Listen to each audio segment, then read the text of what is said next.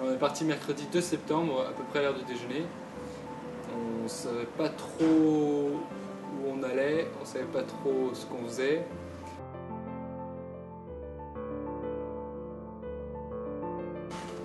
Le premier jour, on a fait 10 km des canals et ensuite on s'est attaqué le Loch Lochy qui fait 22 km. On était encore un peu inconscient, du coup on a fait la technique tout droit. On traverse par le milieu, ce qui n'est pas recommandé en temps normal.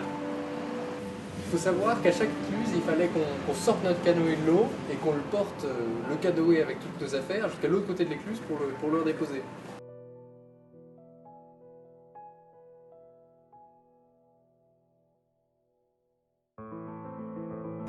On est parti sur le lac. Je pense que tous les deux on était assez nerveux quand même, mais impatients de s'y mettre aussi. Et on s'est très vite rendu compte qu'il fallait rester proche de la côte, sinon on n'avancerait pas du tout. Et on risquait trop de se retourner, sachant que le Loch Ness n'est pas très chaud et qu'on ne se sentait pas de nager avec un canoë sur le dos jusqu'aux côtes.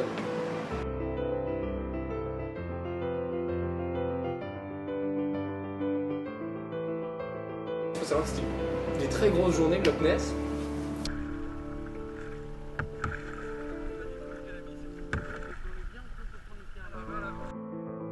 Alors un bon moment, c'était quand on a réussi à se faire un plat cuisiné, un plat chaud.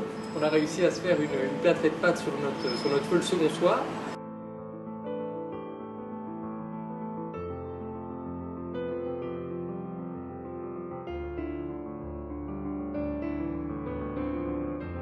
Sur le troisième jour, s'il fallait dire quelque chose, c'est vrai qu'on se sent assez petit. Ça s'est fait un peu peur quand on a croisé un bateau de pêche reconverti en bateau de touristes. On a pensé assez bêtement que ce serait pas si mal. On avait croisé d'autres bateaux, ça s'était très bien passé. Et on s'est rendu compte très tard que les vagues étaient en fait assez grandes, plus d'1 mètre chacune. On a passé la première, le nez du canoë est passé en dessous, mais il n'y a qu'un petit peu d'eau heureusement qui est rentré. Et la seconde s'est passée sans trop de soucis. Mais c'était une grosse frayeur quand même. C'est une grosse frayeur. Donc après une deuxième nuit avec très peu de sommeil, on est parti le plus tôt possible pour que le lac soit plus calme. Et on a fini par s'arrêter petit déjeuner 2 ou 3 heures plus tard dans le château du Loch Ness.